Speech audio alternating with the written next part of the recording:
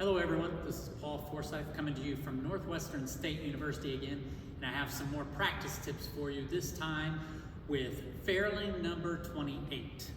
I have 3 tips that we're going to work through. First, I'm going to start with articulation. As you can see, this is all 16th notes and it's got a lot of different articulations. But the 2 primary articulations that are used are tongue 1, slur 3, and slur 3, tongue 1. So we're going to go through some exercises to help me work on those. I have a lot of students that often get asked with these fast Ferlings, how do I get my tempos faster? How do I get this up to tempo? Well, first and foremost is, can you play your scales at this tempo?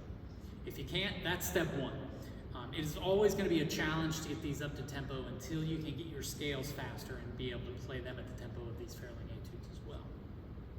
So what we're going to work on is a little bit of a scale pattern to help you get your scales faster, as well as work on the articulation at the same time. So I'm going to start with a tempo of 100. If you need to go slower, you go slower. You can work on lots of different tempos here. We need to be able to do it at all tempos anyway. So here's 100, and we're going to start with tongue 1, slur 3. I'm going to do C minor, because that's the key we are in here. C with 3 flats.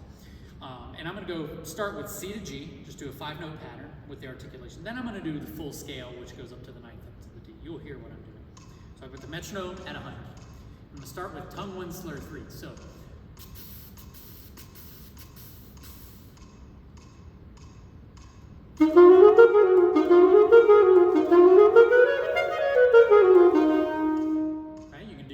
do it on all your scales, do it on your major scales. You don't have to do it on minors to get comfortable with the articulation and the airspeed and how you're doing it. And then I go faster, I'll bump it up to 112, same exercise.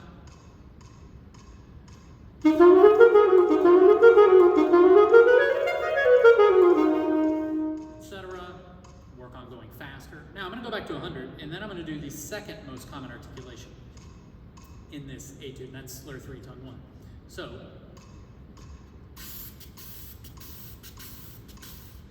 you don't want to just practice these articulations in the etude. You want to practice them to where you can do them on your own in scales, and to where you have mastered that fundamental. So same exercise, just with a different articulation.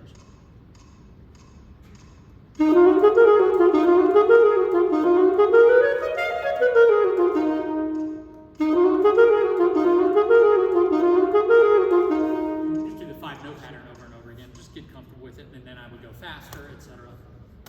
You don't need to hear me to do that. Just work on it with the metronome and work on those 2 articulation styles at lots of different tempo on all your scales. That's what's going to make you able to play this faster and cleaner. Second practice tip I give to you is, this is a great chance for you to improve your breathing. This one's very straightforward on where to breathe. You have 2 breaths you have to do, and that's it if you're playing the whole etude, that is. So the first one is you go from the beginning all the way to the rest, and then from that phrase you go all the way to the next rest, and then you go to the end. So straightforward on knowing where to breathe. Now you just have to execute it. So you do need to work on how to breathe. The key with breathing and getting a full breath is making sure you breathe from the bottom, not from the top, not doing a shoulder breath, because that gets very shallow. Okay, so you want a full breath. I use the syllable O-I-E. That helps me. The O, get lower in my breath. So you practice those breaths and then execute them in the music, which is also hard. It's easy to do it without playing a saxophone.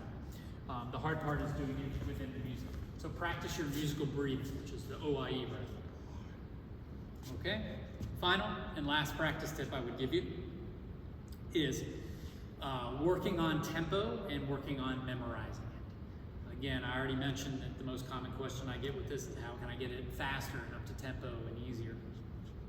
Well, the other tip I give people, other than learning how to play your scales that fast and your articulations that fast, is to practice memorizing it, and memorizing it at lots of different tempos, not just fast. So I can start with 100, you can start slower, and I would start memorizing it now. Don't wait till you get it learned. A lot of times people wait till they get the etude learned, and then they start memorizing it. Memorize it right now. Memorize it from the beginning. Memorize the hard parts first. That will make the hard parts not as hard. So with the metronome, first beat.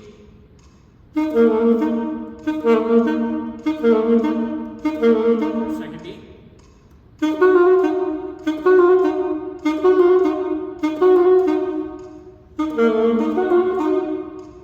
I've got it at 100. You can go much slower than that, whatever tempo to work on memorization. And you need to work on memorizing every time you practice. Why? Because then you'll get better at memorizing. Like I said, don't wait until you've got the etude learned to learn how to memorize stuff. You're not going to play it from memory when you do this audition. But if you basically have it memorized and you've worked on that, it's really going to help you avoid those mistakes that happen when you get nervous. You're going to make fewer of those mistakes that you never make in the practice room that make in performance. Memorizing can help you eliminate some of those. And I highly encourage it. And you got to get better at memorizing, which means do it every time you practice, memorize something. Start work on memorizing something. If I'm going to practice for an hour, I'm going to spend 10 to 15 minutes of that practice session on memorizing something. Okay? Cool. Let me know if you have any questions. Those are the practice tips I have for you on this.